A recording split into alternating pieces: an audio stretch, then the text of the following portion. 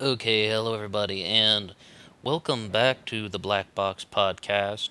Right now, still discussing the 1961 disappearance of Joan Risch out of Lincoln, Massachusetts. This case is approaching its 66th anniversary very soon. She disappeared on October in October of not 2000, 1961. Yeah, so nearly 66 years have passed since then. This is the fifth upload that I've done on the case of Joan Risch, and the first four were really talking about what happened with Joan inside her house. This is the first time I'm going to talk about what happens outside of her house. And the first thing that we need to say is there was no definitive sighting of her leaving the house. If there had been, this would be a drastically different case. However, this is very important to know because there is no blood on the street in front of her house. The blood trail ended at the driveway. And we're talking about, like, I'm pretty sure that they're saying that there was blood evidence found at the very, very high end of her driveway, closer to the house, and then absolutely nothing. There's not any blood on the grass, there's not any blood on the street in front of the house. So that is very, very peculiar, given the amount of blood evidence that we have found inside the house. And we're talking about 1 cup to 1 pint of blood found in the house. And but there might be a reason for that we'll get into. We do have a sighting of Joan at 2:45 p.m. where they saw a woman matching her description was wearing clothing similar to what Joan Risch had been last seen in, along with a handkerchief over her head and tied around her chin, was seen walking on the north side of a road, Route 2A, with its junction of Old Bedford heading toward the town of Concord, Massachusetts. She appeared to be wandering aimlessly and hunched over as if she were cold and untidy. Keep in mind that's not a definitive sighting of Joan, that is just someone that matches her appearance. And at 3:15 p.m., a similarly dressed woman with blood running down her legs was seen walking on Route 128 North, walking on the median strip in Waltham between 3:15 and 3:30, just north of Winter Street. She seemed too disoriented and appeared to be cradling something in her stomach. Another sighting reportedly around 4:30 had the woman walking south along Route 128. Now, one of the largest things that people are saying with this case, with the disappearance of Joan Risch, is what we have right here, the 315 sighting. Supposedly, somebody saw a woman walking with blood running down her legs, and they just went on by and didn't do anything. They didn't stop for a moment just to see what was wrong. And that is like this sort of first reaction that I really find in a lot of YouTube videos that I find on the comments that people leave on articles and stuff, like, why didn't those people stop and do something if they saw this woman with blood running down her legs? That probably would have completely changed the course of this mystery. There might not even be a mystery if that were the case. However, like, the fact is they did not stop, and that is also, keep in mind, not a definitive sighting of Joan. However, it is definitely something, a major piece of evidence.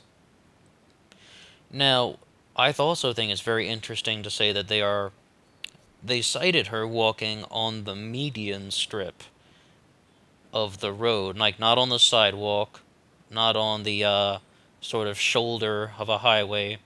But when they say the median strip, I mean, I guess they either mean the sort of grass-like median that you would find in the middle of an interstate, or perhaps a more concrete or asphalt median that you'd have in between two roads.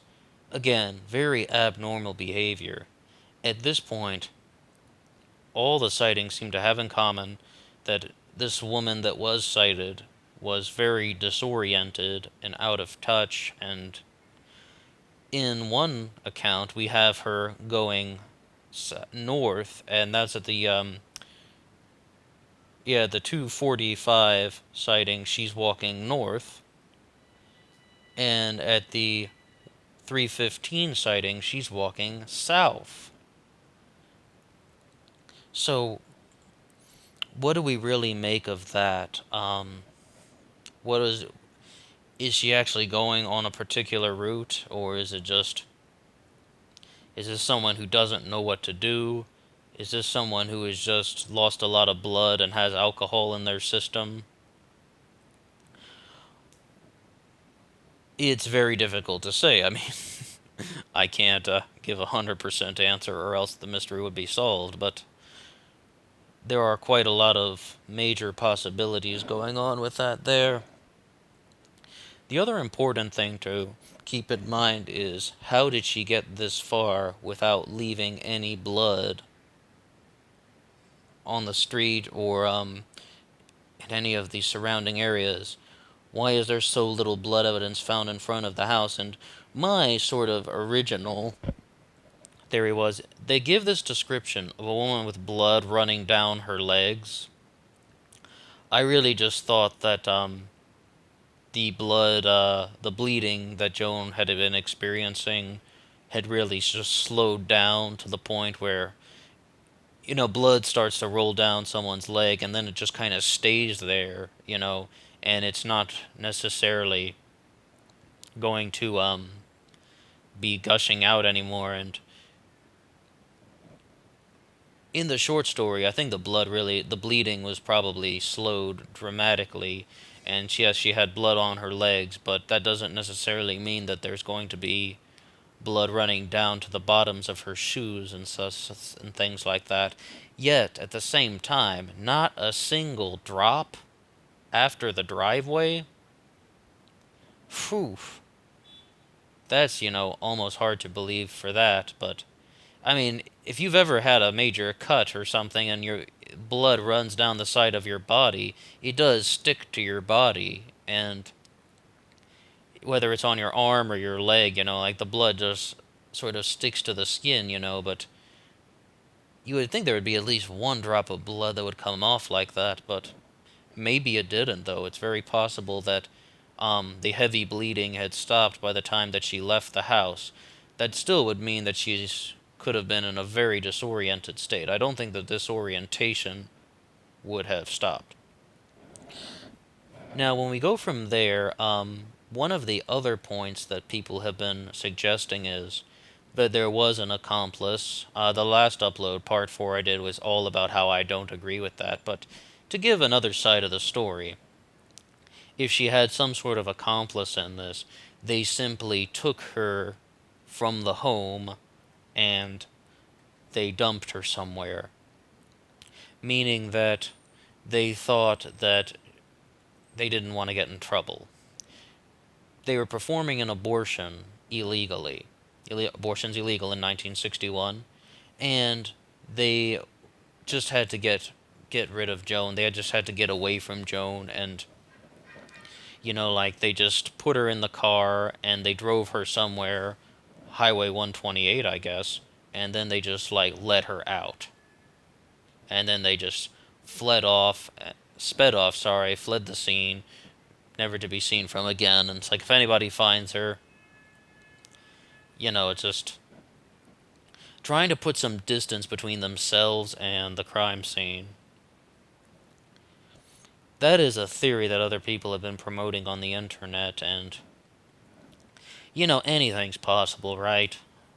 More or less, but I don't really subscribe to that theory. I mean, I guess, as I said in the last upload, I think that Joan was acting alone when she was in the house, and we have almost no information about what she did when she went out of the house. And one of the largest things that people are talking about as well is, she walked along the highway and she was walking down the median of a road. She walks near a major construction site, which is actually when they say construction site, they're really talking about the creation of a new highway. They're talking about the creation of the new Massachusetts 128 freeway, like some new parts of the road. And they think that maybe she just met a tragic end there. She got into some sort of accident in the construction site, and that was just the end of her life. However, where's the body? Where's the physical evidence to support that? I mean, I do think that that's possible. I mean, like, we're talking like maybe falling down into some, falling from a great height or something. And but if that were the case, where's the body? I mean, like, where is the physical evidence?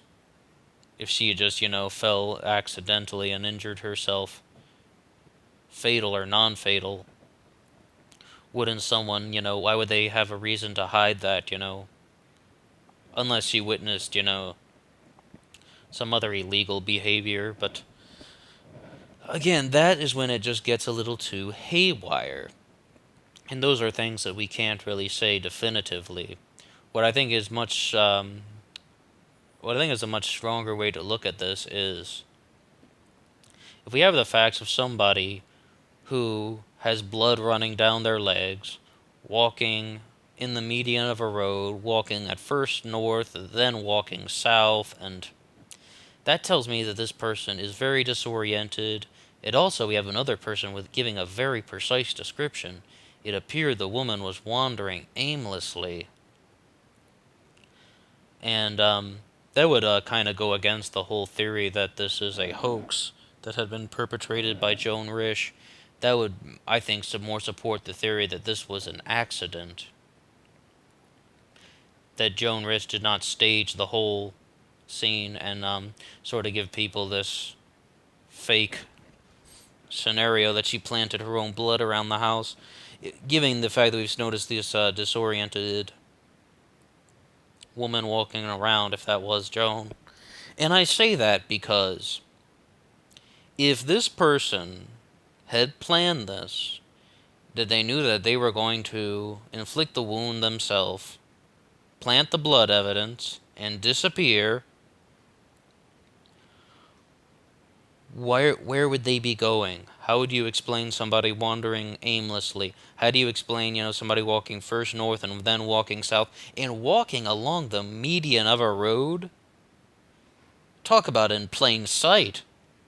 If you're intentionally trying to disappear, wouldn't you be trying to hide yourself? And furthermore, wouldn't you be using a more discreet, more inconspicuous route or something that people would not notice so easily to get to your destination? For someone who had been so familiar with mysteries and crime stories, when you say it like that, like, I really just, that doesn't sound like this is someone who staged their own disappearance. They were someone who faked all this evidence just to throw people off to run away. Why would you be walking down the median of a road if you're trying to disappear? Wouldn't somebody notice you? If that was Joan. That's not a definitive sighting, but most people believe it is. I mean, if she had been, I guess I'm trying to say is, this appears to be more of the actions of someone who is greatly disoriented, who doesn't seem to be in a clear state of mind, someone who has not really thoroughly planned this, and this does not look like a sort of premeditated, thought-out master plan for Joan Risch to disappear. To me, this appears to be more of somebody who met a very unfortunate situation. But that's just me. What do you guys think? If you have any comments to leave, I would love to hear it. Please just send one right below. I want to expand this discussion. Look forward to hearing from you and talk to you soon.